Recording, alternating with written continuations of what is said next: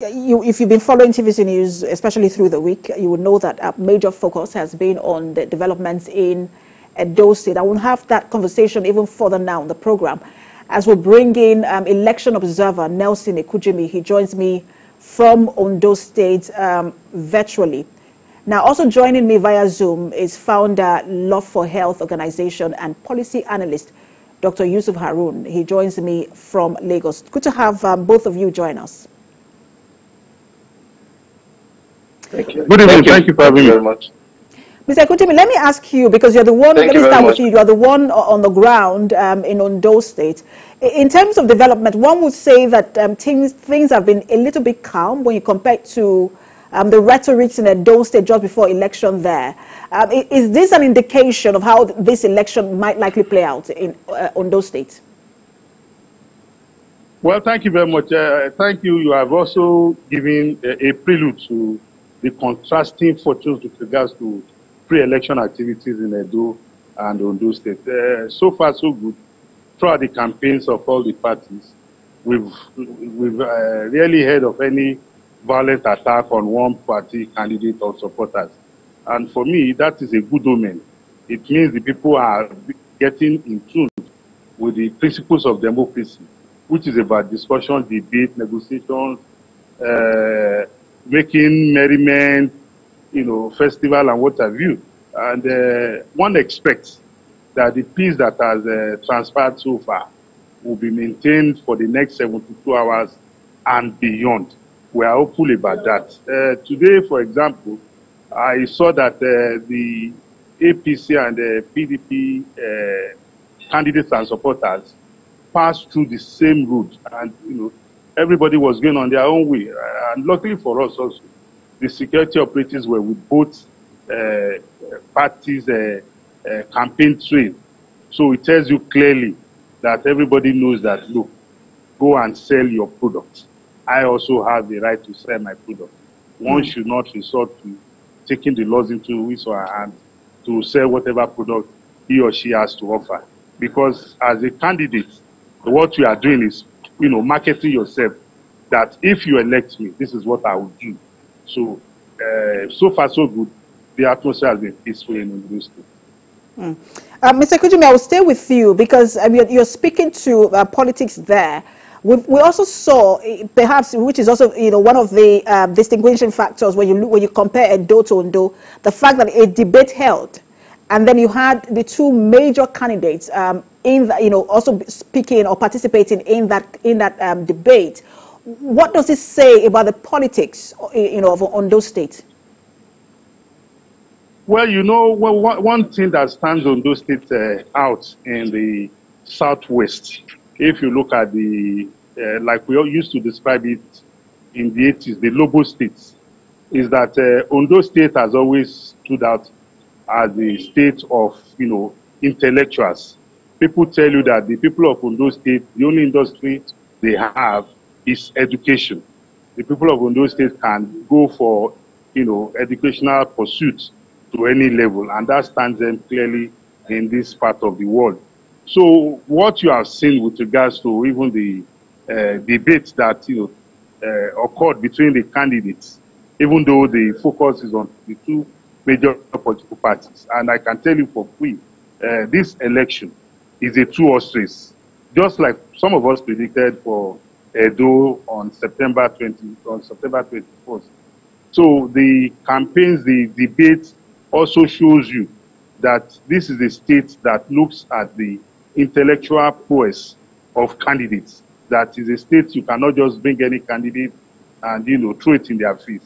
They must scrutinize the pedigree of that candidate, and that was what played out with regards to the debate where the gubernatorial candidates of the two major political parties stood out during the debate organized by the by a group. And like I said earlier on, Ondo State is the state of education. That is their industry. Mr. Ekujimi, you said that earlier, and I was quiet because I know that Ekiti people will be looking at you and wondering, how is Ondo State a state of intellectuals? They have more professors in Ekiti State. But I want to take the conversation to Dr. Harun. Dr. Harun, what are your expectations as you follow developments also in Ondo State, especially as INEC is now making promises that it will build on its lapses, or some of the lapses in Ondo State? I'm optimistic that the elections in Ondo State, which is scheduled for November 16, 2024, holds notable political, social, and economic implications, not only in Ondo State, but in Nigeria, because it is going to be a litmus test for the coming election in 2027. So the two major political parties, as he has said, are the ones to look out for. And both of them are going to turn it into a battleground state where they are going to test their popularity and their electoral victory. So what I am imploring all to do is to look at the election that just happened in the United States on November 5. We should make sure that it is free, fair, and credible. And interesting, you mentioned the election in the U.S. I mean, perhaps one of the fastest, in terms of how fast the results were, came out. People were saying maybe it would take a week. The only part that has taken a week is the results of the House of Representatives. But for that of the presidency, it was so fast. Is that something that can be adopted in this process as well? Definitely. The election in Ondo State parallels certain aspects of U.S. elections in terms of pre-election controversies, voter mobilization, candidate platform, and the debates which they had. It's similar to the debates they also had between Donald Trump and Kamala Harris. I'm very happy and excited that in Ondo State, the gubernatorial candidates came out for debates and they sold their ideologies so people can make decisive decisions. Also, we should also look into their electoral value, their history, and see which of them can do the best. I believe that we can have a better conduct by the Independent National Electoral Commission in this coming election. They should make sure that IRF works. We should make sure that people who are registered vote. We should avoid vote buying, box snatching, and also intimidation of voters. One major thing I fear most in this election is voter apathy, like what happened in Edo State, where many people didn't come out to vote, although there was heavy rainfall and many people were not fully sensitized. All right, let me bring in Mr. Ekujimi into the conversation. Mr. Ekujimi, do you also share the concern around voter apathy? Because I've heard some CSOs also talk about it, that they fear voter apathy as well. But if the environment has been calm thus far, do you share that concern, and what could be responsible? Well, quickly, let me correct an impression you tried to create. And it is that you talked about Ekiti State. You don't forget, Amara, Ekiti State was carved out of Ondo State now. So Ondo is the father in terms of educational pursuit. So that is by the wayside. Talking about voters apathy, I think the greatest problem we have is that for time immemorial, our people don't seem to understand the reason why they vote. Our people see voting as a transactional process. I'll tell you for free. I'm being factual with you. Because I've monitored the electoral process for years now. And I can tell you that a lot of our people have to be induced by political parties. That is why we still have a long way to go, in curbing vote buying. Parties engage what they call vote canvassers, who go into people's homes to lure them to come and vote.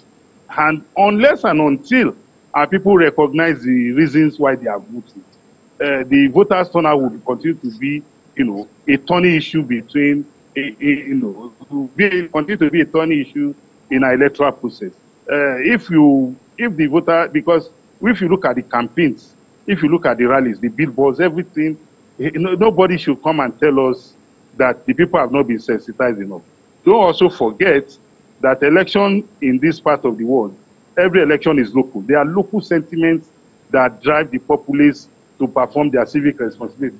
But unfortunately, come election day, you see people not ready to come and vote until they are induced. And for me, I think we need to up our ante with regards to voters' education and sensitization. Right. No matter what anybody tells you that the economy is bad, but you know that the only way... Mr. Ekujimi, let me put you on hold. I will let you finish your thought when we return from this break.